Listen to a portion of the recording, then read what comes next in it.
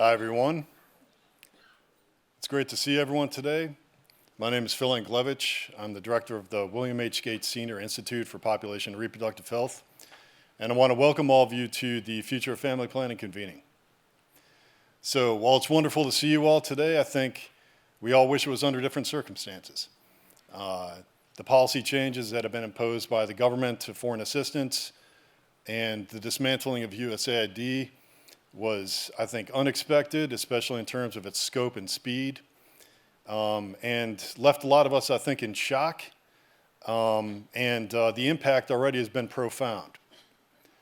We can put some numbers on this. I think we know that in the coming months, there's going to be millions of women who are going to be unable to access services, millions of unintended pregnancies and births, increases in maternal mortality and unsafe abortions.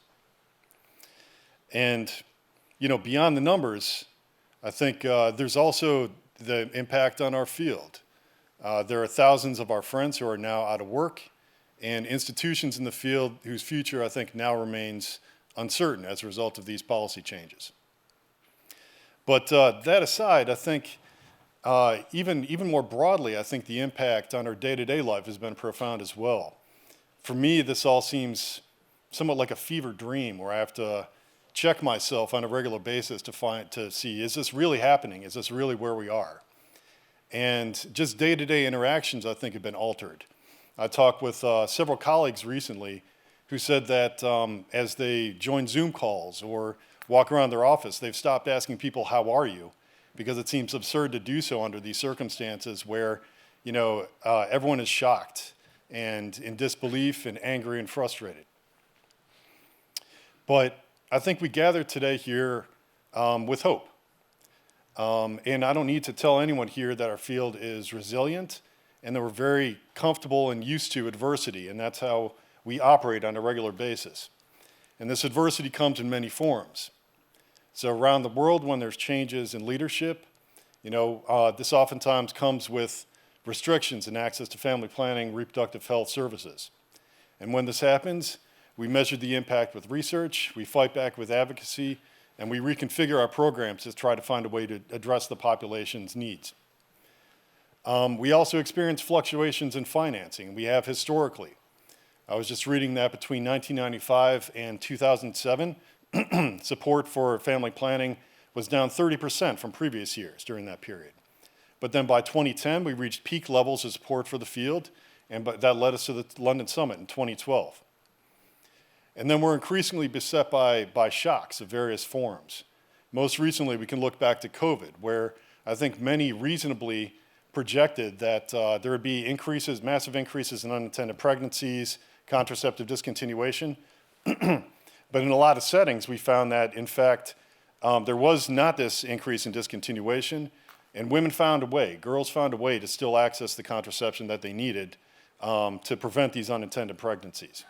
So we bounce back as a field. We find ways to move forward. So in all this, I hope that there's an opportunity for us. Maybe we could take a look at our programs, our structures, approaches, and reconfigure them to be even better than before. We can work more closely with countries to help foster, greater locally led initiatives for family planning and reproductive health. We could think of new and creative ways to collect data and monitor and evaluate our programs, and be more creative overall with how we implement what we're doing. So it's this sense of optimism and opportunity that I think guides how we structure this meeting here. So the way that we've designed this is to identify the impact of these US government changes, and then based on this impact, what's our response going to be, all leading up to a series of action items that we can hopefully take with us afterwards, collectively and individually, so that we know what we can do to address the times that we're in right now. So to give you an overview of how we intend to proceed over the next few days, we're going to start with, I think all of us are probably checking DevX multiple times a day now for updates on the news. So we're going to start by setting where we are right now in terms of policies. What's the latest in terms of US government policies, so we're all on the same page. And then we're going to present some of the high-level macroeconomic numbers so far in terms of what the impact of USAID's dismantling is for overall financing for the field, overall in family planning, reproductive health, and SRHR, but then also for countries, across countries, and which ones are particularly hit by these changes. Then, of course, the country voice is critical for moving forward. So we're fortunate to have with us representatives either in person or by Zoom from Nigeria, Kenya, Ethiopia, and Ouagadougou partnership countries who can talk to what's the impact from their perspective, how are they planning to respond initially, and what do they see as the most important next steps in their response. After the country perspective, we'll do a deeper dive into the impact because in order to understand how we'll respond, we need to understand exactly how we're impacted. So we'll separate into the impact on programs with different categories of programs. We'll look at data and research and focus on things like demographic and health surveys. And then we'll look at the impact on financing and consider this from the donor perspective, local governments, supply chain, and other perspectives as well. Then after we identify what the impact is, we'll move forward with, how can we progress as a field under these new circumstances? I think it's undeniable that given where we are, we're going to have to rethink our strategies and priorities. So the next exercise after that will be to identify how do our priorities change as a result of this new reality, and what do we need to do to enact those priorities. So starting on day 2, we're fortunate to have with us Dr. Natalia Kanem, the Executive Director of UNFPA, who will present on UNFPA's response to these policy changes by the U.S. government, and as well as their overall future for how they see family planning, reproductive health, and SRHR. After Dr. Kanem's keynote address, we'll resume discussions with a focus on action. So I think a lot of what we hear from the community now is what can I do as an organization, as a community, and as an individual. So we want to make sure that before we leave this convening, we'll all identify some action steps that we can take to bring about this new reality, adjust to the new setting, new environment, and think about how to move forward as a field in these different circumstances.